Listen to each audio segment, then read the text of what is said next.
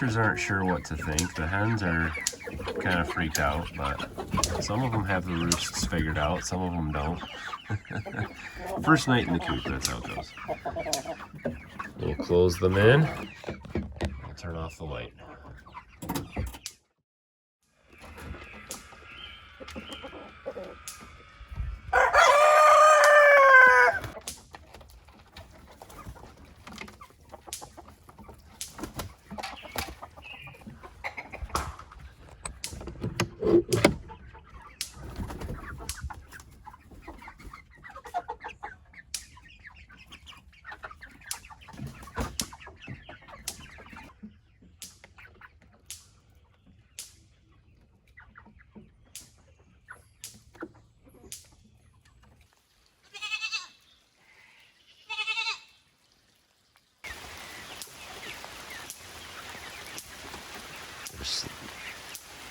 They're slowly figuring it out. I had to move the chicken ladder to the front of the deck here. They couldn't figure it out when it was on the side. It used to come down on the back side over there. They just couldn't, they never used it. It's got to be right in front of the door in order for them to figure out how to walk up it. So they're all running around. I don't know what to do.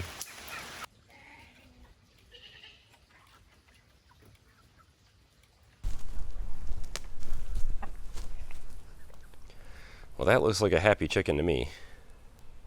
So the new babies, there are 29 of them. We lost one during the raising up from chicks to teenagers here. We lost one, but other than that, the rest of them have been very healthy, and they have adapted to their new life in the pasture here. So they are, I guess they're not free range. They would be pasture raised chickens, I suppose. And they have this area here, which is pretty large. They can go all the way down the hill to the other side. There's a fence. Eventually, I'd like to make a little hole through this fence here, or if we do sell these male goats, which is a plan we have right now, we would be able to open this back paddock or pasture up to the chickens too. So this goes back quite a ways and would give them more space. So they've got lots of space, and they've got lots of space to kind of scratch through here. There's lots of worms and bugs and other things that they can eat. So one of the things that I have found useful and cheap is this crack corn. So I use crack corn to encourage them to scratch. These Isa Browns are not extremely great foragers naturally, and so you have to encourage them a little bit to do a little bit of digging. They like to find these little spots of sunshine and just enjoy soaking up the sun. But I'll take that cracked corn, usually in the morning, I'll take a scoop of it and I'll just fling it across the whole pasture here, and just gets them to kind of wander out and stay away from just one spot. Otherwise they'll just stick by the feeder and just eat all the feed all day. So we did make some adjustments to the chicken ladder, which actually has now been working very well. Without the male goats in here, we separated them out to the back pasture. The female goats and then our wether, goat face, they don't really bother this. The male goats were knocking this thing all over the place when I had it off the back side there. And I also found the chickens, they see the light when it starts to get dark, so there's a light in there. With the ladder off the side, like it was when I originally built it, they couldn't figure out that the light was there and that the ladder was how they got to the light. It needed to be right in front. So now that it's directly in front of the coop here, they will wander their way up, and they've all made it in. I would find them in piles around here or roosting up on the hay feeder back here and other places. It takes about 3 or 4, even 5 nights to get them to get in there. Once they figure out that that's where the safety is and that's where the light is, they will get in there every night. So usually about this time of year, late May to anywhere in the middle of the month of June, many people are asking this question: how do I teach my chickens to go inside at night? And the trick is really just having light. You got to have a light inside the coop. If you Chickens do not like the dark. They cannot see in the dark, and they want to get up high as soon as dark starts to come. And so if your chicken coop is designed properly, you have roosts in it that are up, and the chicken coop is up, they will migrate into that. As long as there's a little bit of light in there, they can see. If the coop is dark, they won't go in it. They will stay outside, because the coop is actually darker than it is outside. So even when it's dusk, the sun is setting, they look in there and it looks dark, they'll roost somewhere else.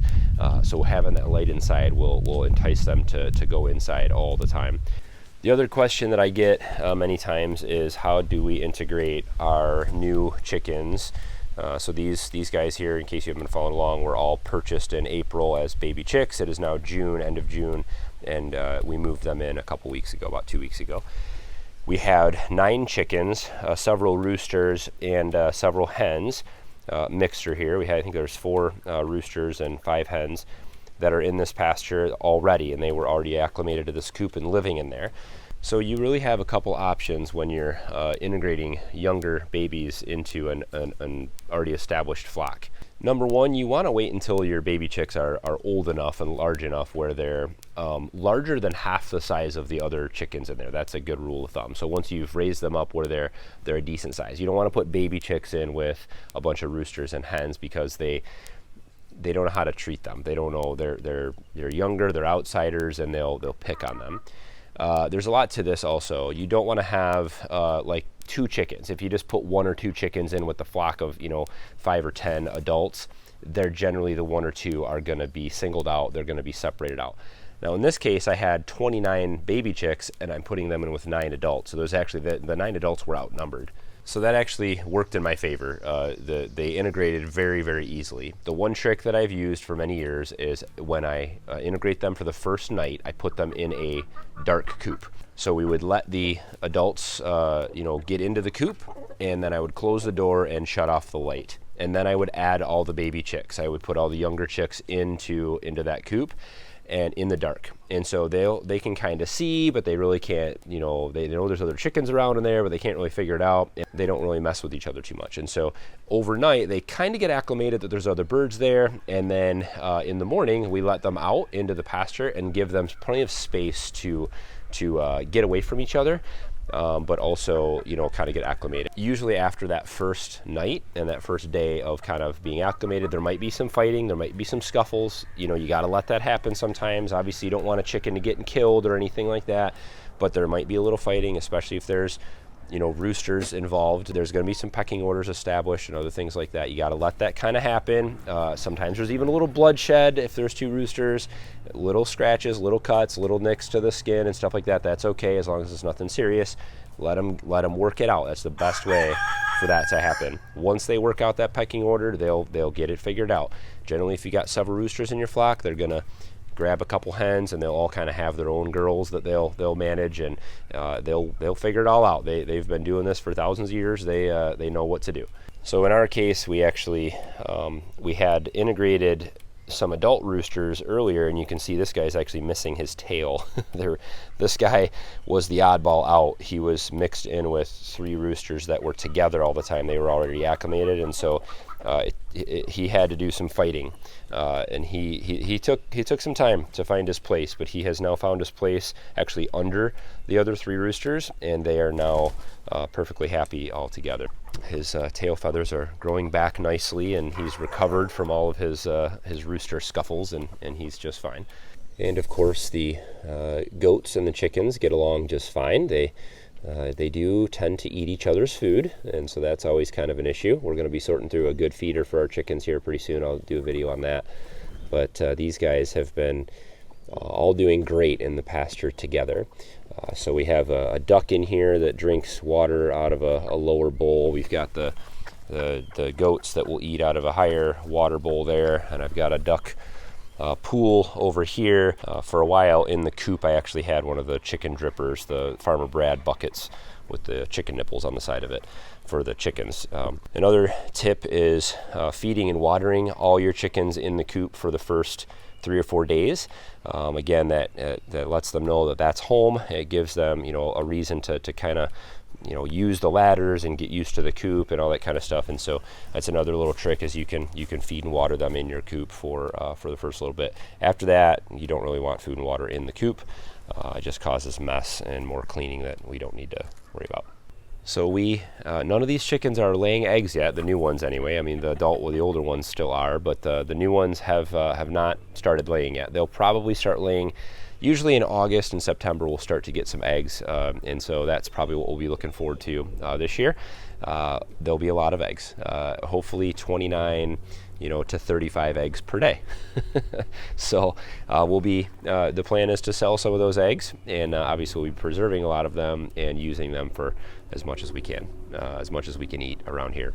So we've been very happy with our new larger size flock of chickens here. The new Isa Brown, the babies, have been integrated, and they're all living happily ever after out here in their little forest dwelling. Let me know what you guys think. If there are other questions about raising your we call them our teenage chickens. They're not quite adults yet, really.